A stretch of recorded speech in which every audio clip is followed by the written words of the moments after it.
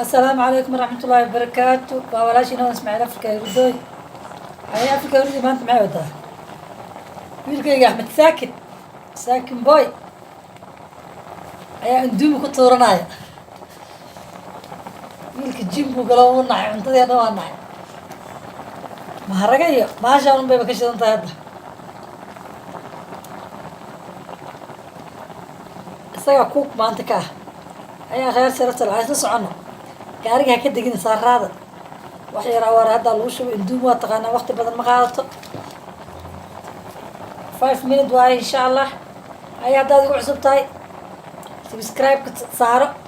balaalkana furo si aad ugu noqoto qofka ugu horeeya ee barnaamijyadeeda u soo dhacaan haddii aad hore ila joogtay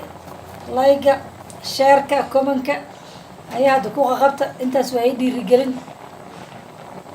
inta yartaana wiilkayga Axmed Saakin waan jecelahay baa iskale hadii isaga karnaaye